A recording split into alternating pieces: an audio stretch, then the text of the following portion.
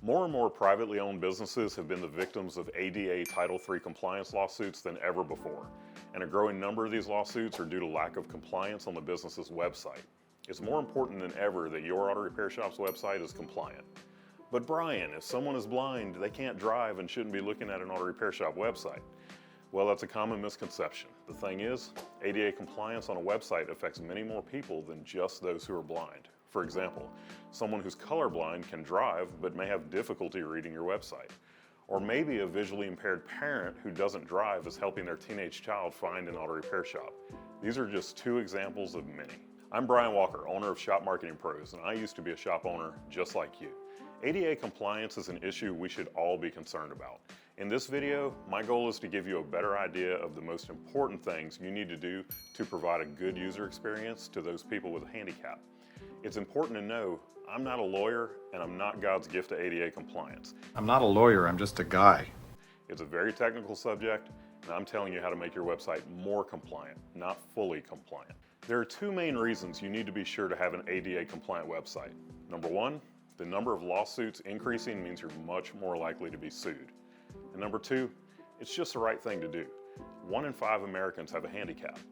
8.1 million Americans are visually impaired, 7.6 million Americans are hearing impaired, and 19.9 million Americans have mobility issues that may hinder them from using devices like a mouse or a keyboard in traditional ways. It's widely believed that having access to the internet is a fundamental human right. So what makes a website ADA compliant? Well, there are over 100 factors to making a website ADA compliant. This can make it difficult or even impossible to make your website 100% compliant. But the things that matter most can be narrowed down to the following 8 items. Number 1, skip nav links. A skip navigation link is a link that is the first element on a web page and allows the user to bypass the navigation. This allows a person using a screen reader to be able to skip directly to the content without having to tab through every link in the navigation before getting to the page content. Number 2, image alt text.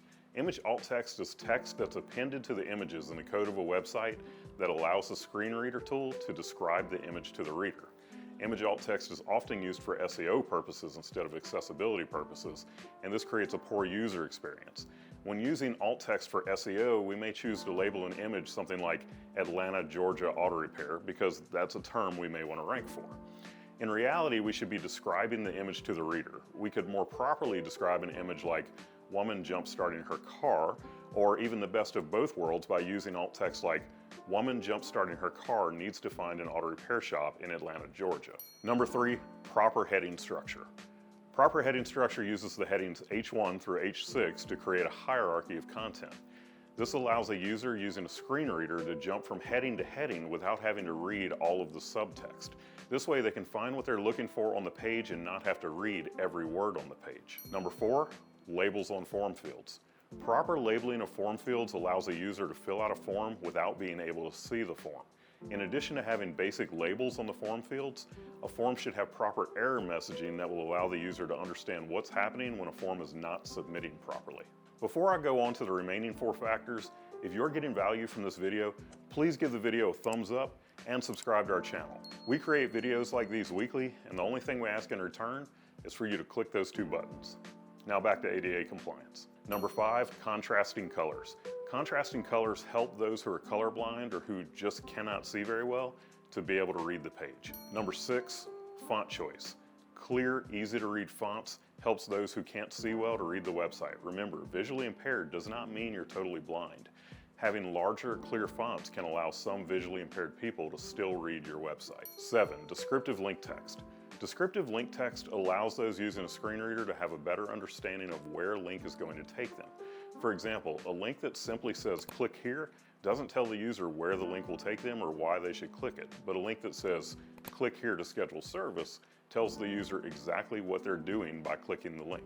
8, subtitles on videos. Subtitles on videos allow those who are hearing impaired to watch and understand a video that they wouldn't otherwise be able to.